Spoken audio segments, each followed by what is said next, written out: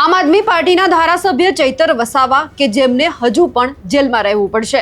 વર્ષ 2023ની એક ઘટના કે જે બાબતે તેમને 7 વર્ષની જેલની સજા સંભળાવવામાં આવી હતી, એ બાબતે આજે સુનાવણી હાથ ધરવામાં આવી, પરંતુ વધુ એક તારીખ પડી છે। નમસ્કાર, આપ જોઈ રહ્યા છો નિર્ભય ન્યૂઝ અને હું છું આપની સાથે રિદ્ધિ।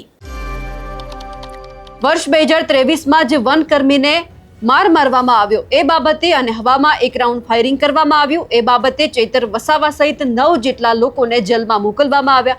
7 વર્ષની જેલની સજા છે તે ફટકારવામાં આવી હતી। હવે લગભગ 2 ખેડૂત અને ચૈતર વસાવા જેલમાં બંધ છે। અત્યારે ચૈતર વસાવાની જે જામીન બાબતે સુનાવણી હાથ ધરવામાં આવી હતી તેમાં વધુ એક તારીખ પડી છે। 5 ઓગસ્ટના રોજ પહેલીવાર જે સુનાવણી છે તે હાથ ધરવામાં આવી હતી। એમાં જે ચૈતર વસાવાના વકીલ છે તેમના દ્વારા દલીલો કરવામાં આવી।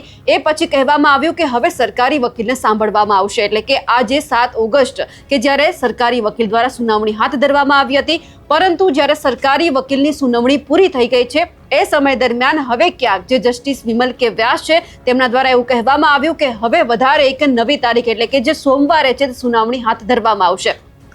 આ સમય દરમિયાન ક્યાંક દલીલો પણ કરવામાં આવી। જે ચૈતર વસાવા છે એમના વકીલ દ્વારા એવું કહેવામાં આવ્યું કે આજે બપોર પછી જ્યાં સુનાવણી છે તે હાથ ધરવામાં આવે, પરંતુ જસ્ટિસ વિમલ કે વ્યાસ છે એમના દ્વારા સ્પષ્ટ ઇનકાર કરી દેવામાં આવ્યો અને કહેવામાં આવ્યું કે આ માત્ર એક કેસ જ નથી, મારે બીજા પણ કેસ છે તેમને પણ સાંભળવાના હોય છે, તેમાં પણ ક્યાંક મારે ફેંસલો છે તે સંભળાવવાનો હોય છે। એટલે કે આજના સમય દરમિયાન જ્યારે સવારના સમયથી જે સુનાવણી હાથ ધરવામાં આવી હતી એ જ છે હવે સોમવારે બપોર પછી છે એ સુનાવણી હાથ ધરવામાં આવશે અને એમાં પણ જ્યારે તમને પહેલા સાંભળવામાં આવશે એ પછી જો સરકારી વકીલને કંઈક કહેવું હશે તો એમને પણ સાંભળવામાં આવશે અને એ પછી જો તમારે બીજી એક વખત દલીલો કરવી હશે તો એ પણ સાંભળવામાં આવશે।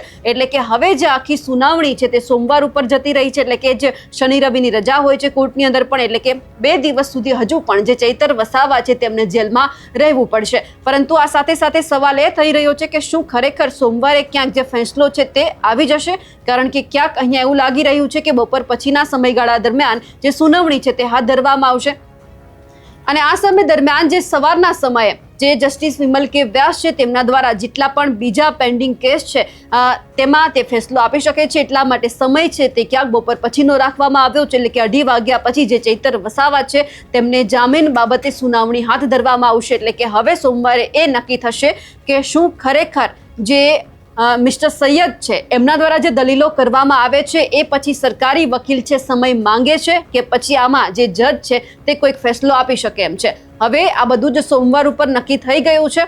હવે એ જોવાનું છે કે આગળના સમય દરમિયાન શું થાય છે। અમારા અહેવાલને લઈને આપનું શું માનવું છે કમેન્ટ કરીને ચોક્કસથી જણાવજો। સાથે જ અમારી નિર્ભય ન્યૂઝ ચેનલને લાઇક, શેર અને સબસ્ક્રાઇબ કરવાનું ભૂલશો નહીં। નમસ્કાર।